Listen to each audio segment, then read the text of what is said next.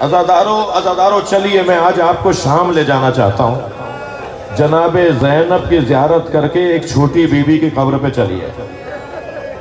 میرا سوال ہے کہ جناب سکینہ کی شہادت کیسے ہوئی؟ میرا عقیدہ، میرا نظریہ، میرا مطالعہ یہ ہے کہ جناب سکینہ کی شہادت دل کے بند ہو جانے کی وجہ سے۔ یہ بچی کہاں تک برداشت کرتی ہے؟ یہ بچی کب تک برداشت کرتی ہے؟ آپ کے گھروں میں 4 سال کی کوئی بچی ہے؟ آپ کے عزیزوں میں کوئی بچی ہے؟ ذرا کچھ دیر کے لیے تصور وہاں لے جائیے۔ جو اتنی کم سن بچی ہوتی ہے نا، کبھی ماں کی گود میں جاتی ہے، کبھی بابا کی گود میں جاتی ہے۔ یہ بچی جو 4 سال کی بچی ہے، یہ کب تک برداشت کرتی؟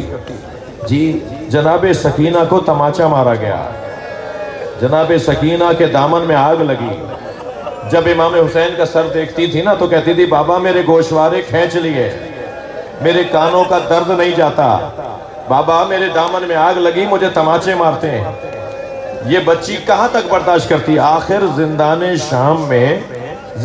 شام میں آدھی رات کو سوتے سوتے اٹھی۔ میں نے ایک جملہ کہہ دیا، نہیں معلوم آپ نے اسے برداشت کیا، سمجھا، سنا۔ اس بچی کا سونا کیا تھا؟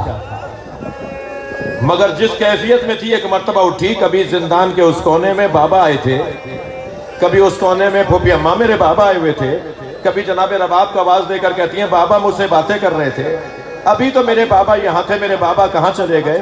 اور پھر آوازیں دینے لگی، بابا مجھے لے جاؤ، بابا مجھے اپنے ساتھ لے جاؤ۔ جناب سکینہ کے رونے کی آواز جب زندان سے دربار تک گئی نا تو یزید نے کہا یہ حسین کی بچی کیوں رو رہی ہے؟ بتایا اپنے بابا کو خواب میں دیکھا ہے اور بابا کو یاد کر کے رو رہی ہے۔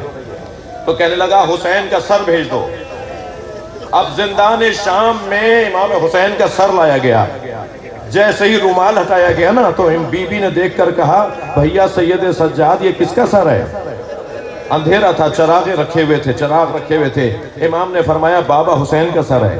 سنیں گے عزادارو؟ تو سر کو گود میں اٹھا کے ہاتھوں میں اٹھا کر کہا بابا یہ آپ کے چہرے پہ کس کا خون ہے؟ بابا یہ آپ کی رگیں کس نے کاٹی ہیں؟ تھکے نہیں عزادارو، آوازوں کو آزاد کریں، گھٹ کے نہیں رویا کریں، آوازوں سے رویا کریں، ایسے رویا کریں جیسے آپ کے گھر میں جنازہ اٹھ رہا ہو، جیسے کسی میت جوان کی میت پہ مار ہو رہی ہوتی ہے۔ مجھے تعجب ہو رہا ہے آپ آوازوں کو دبا کیوں رہے ہیں؟ گریہ بہت کر رہے ہیں مگر آوازیں نہیں آ رہی۔ امام جعفر صادق فرماتے ہیں جب تم بلند آواز سے روتے ہو ہمارے عامر کو زندہ کر رہے ہوتے ہیں۔ بی بی کہتی ہے بابا یہ آپ کے چہرے پہ خون کس کا ہے؟ اجر و کمال اللہ، حق ہے، نہیں معلوم ہماری زندگی میں یہ آئندہ مجلس ہے یا نہیں۔ بابا یہ آپ کے چہرے پہ کس کا خون ہے؟ بابا یہ آپ کی پیشانی پہ کس نے پتھر مارا؟ بابا یہ آپ کی رگیں کس نے کاٹی؟ اور پھر کہنے لگی بابا مجھ سے بھی تو پوچھئے میرے گوشوارے چھن لیے، بابا مجھے تماچے مارتے۔ اجرکم اللہ۔ میری بی بی نے لبوں پہ لب رکھ دیے، امام حسین کے رخسار کا بوسہ لینے لگیں اور منہ پہ منہ رکھ کر بی بی خاموش ہو کر بیٹھ گئیں۔ ابھی کچھ دیر گزری تھی کہ امام سجاد نے آواز دی پھوپھی زینب اماں رباب کو سنبھالیے۔ زینب بی بی نے جناب سکینہ کی ماں کو سنبھالا۔ امام سجاد قریب آئے، نبض پر ہاتھ رکھا، آواز دی انا للہ وَإِنَّا إِلَيْهِ رَاجِعُونَ۔ کسی نے مدینے میں اجرکم اللہ، کسی نے مدینے میں پوچھا تھا امام سجاد سے مولا آپ کی عمر تو اتنی نہیں ہے، یہ بڑھاپا کیسا ہے، یہ بال سفید کیسے ہیں، یہ کمر آپ کی کیوں جھک گئی؟ تو امام نے فرمایا بہن کے جنازے نے بوڑھا کر دیا، وہ سکینہ کا ننھا سا جنازہ۔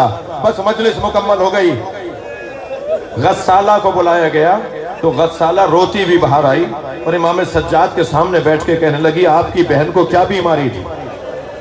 امام نے فرمایا میری بہن کو کوئی بیماری نہیں تھی۔ کہا جب میں نے کرتا علیحدہ کیا تو بدن پہ نیلے نیلے نشان۔ امام کی آنکھوں میں آنسو آ گئے، میری بہن کو تازیہ میں مارے گئے، سکینہ پہ ظلم کیا گیا، حسین کی چھوٹی سی بچی زندان شام میں مر گئی۔ ماں بچی کا جنازہ دے، بھائی بچی کا جنازہ، زندان میں دفنا کرا گیا، آج بھی سکینہ زندان میں ہے۔